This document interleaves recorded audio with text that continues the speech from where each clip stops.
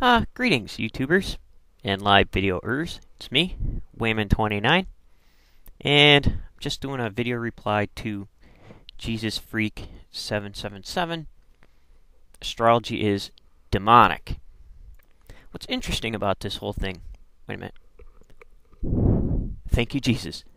What's interesting about this whole thing is today, where others are viewed as being demonic when a demon is whispering in your ear, switched around, it's considered inspiration if you're a minister, which is interesting. I'm trying to figure out what the difference is between Benny Hinn knocking people over on stage and using metaphysical tactics any different than what some of the astrologers you named demonic are doing. To me, it would seem, in general, what's good for one is good for all. So let's look at some stuff from the biblical text and from Jewish literature. Not only Jewish biblical literature, however, Jewish legends and things like that. All this, for the most part, started when angels started being named after the Babylonian exile. So they were influenced by Babylonian ideas, and I believe someone's out there, they can correct me if I'm wrong, but I believe that the first time an angel was named was after the exile, and it was in the book of Tobit, which many Protestants don't read. And after that, angels were being named, and you see a lot more items dealing with astrology and predictions in the skies and incantations and different things like that. So what's really interesting is once you move into the nativity stories, the star and the wise men coming very much represented what we're talking about here, and I don't see a difference. The star was also said to shine when Abraham was born, so now you have astronomical events signifying births of famous people and the patriarchs.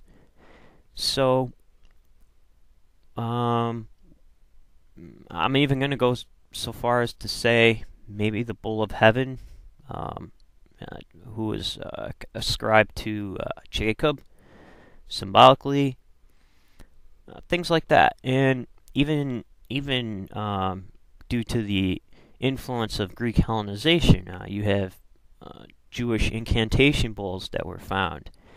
And apparently there was no great gulf, because, as you say, even though the biblical texts say that, because Christ was able to call Lazarus from the dead. And that is more of a Jewish idea than our modern idea, because in Sheol, people sleep until they are resurrected. And that first idea started coming about from the idea of Ezekiel giving life and his visions of the dry bones. So that was also in the Babylonian era, and I believe, someone can correct me if I'm wrong, that's when the first ideas of resurrection started appearing in literature of the Jews, was around that time period when Ezekiel was writing. So there's a lot that goes into this, and to me, even I would even say maybe Joseph, interpreter of dreams, Moses and Aaron doing their doing the competition between the Egyptian gods and Yahweh. When God sends Moses and Aaron into the court of Pharaoh, he says, you will be a god to Pharaoh, and Aaron will be your prophet, because Pharaoh was seen as a god. So here we have a pair off. And so through all these manipulations of nature and different things, it very much goes to show that even though in writing it appeared that they were against this sort of thing, they in fact may not have been, because the literature says differently. And the text that you refer to was possibly written by a priest of that time period who was very conservative and hated those kinds of things. Therefore, it was written like that. If I had it all mapped out, I'd be able to tell you what time period that came from, but the text in Deuteronomy.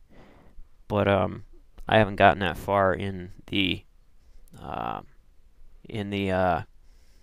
study of what I'm doing here. I'm learning the documentary theory. So, however, my guess is the writer who wrote that was a priest and was very much against the practices. Mostly, it would be from influence from the Canaanite, Persian, and retaliation to the Baal cult.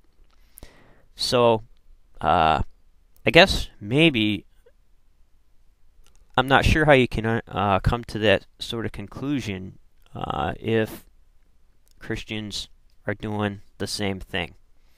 Alright, YouTubers, take care.